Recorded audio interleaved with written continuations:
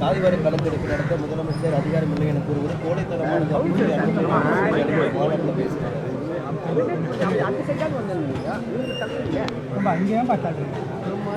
வழக்கிற்கு பயந்து மத்திய அரசிற்கு மண்டியிடுவது கோழையா அல்லது மாநில உரிமைக்காக நெஞ்சை நிமிர்த்தி உறவுக்கு கை கொடுப்போம், உரிமைக்கு குரல் கொடுப்போம் என்ற தாரக மந்திரத்தோடு மத்திய அரசு ஒன்றிய அரசு முறையாக தமிழகத்திற்கு வழங்க வேண்டிய அனைத்து வகையான சிறப்புகளையும் இடைமறித்து தமிழகத்தின் வளர்ச்சியை குறைக்கின்ற போது நெஞ்சை நிமிர்த்து ஒன்றிய அரசிற்கு ஒன்றியத்திலேயே சவால் விடுகின்ற ஒரு முதன்மையான முதலமைச்சரை கோழை என்று கூறுபவர்கள் கோழை என்ற கூற்றுக்கு அர்த்தம் தெரியாத நபர்களாகத்தான் இருக்க முடியும்.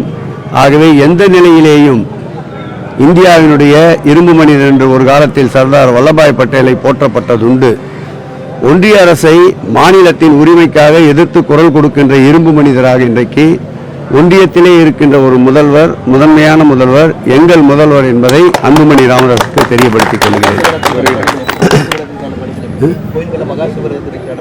சிறப்பாக இருக்கும்.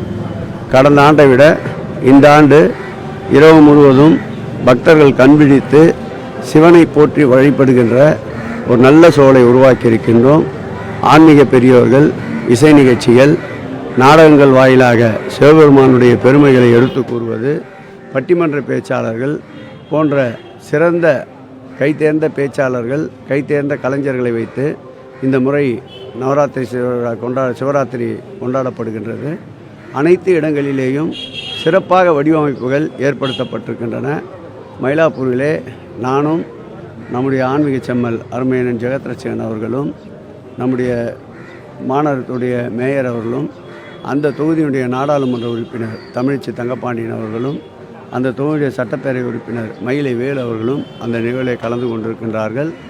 திருவிழாக்கள் என்னவெல்லாம் வருகின்றதோ, நோட்டிஃபை ஃபெஸ்டிவல் என்று சொல்லப்படுகின்ற 13 திருவிழாக்கள் தவிர்த்து பல்வேறு திருவிழாக்கள், லட்சக்கணக்கான மக்கள் கூடுகின்ற திருவிழாக்களை இந்த ஆட்சிதான் முன்னெடுத்து முன்கூட்டியே அதற்குண்டான ஆய்வுக் கூட்டங்களை நடத்தி கூடுகின்ற பக்தர்களுக்கு தேவையான இறை சம்பந்தப்பட்ட ஆன்மீக சொற்பொழிவுகள் போன்றவற்றை நடத்துவதும், சேருகின்ற கூடுகின்ற பக்தர்களுக்கு ஏற்றாற்போல் அவருடைய அடிப்படை தேவைகள் குடிநீர் வசதி, கழிவுநீர் வசதி, போக்குவரத்து வசதி, மருத்துவ வசதி போன்ற அனைத்து வசதிகளையும் மேம்படுத்துவதற்கு முன்கூட்டியே வருமுன் காப்போம் என்ற வார்த்தைக்கு இணங்க அனைத்து நிலையிலேயும் அதிக கூட்டங்கள் வருகின்ற இடங்களில் ஆய்வுக் கூட்டங்கள் நடத்தி சிறப்பாக திருவிழாக்களை செய்கின்ற ஒரு நேர்த்தியான அரசாக மாண்புமிகு தமிழக முதல்வர் அரசு செயல்படுவதில் யாருக்கும் மாற்று கருத்து இருக்க முடியாது.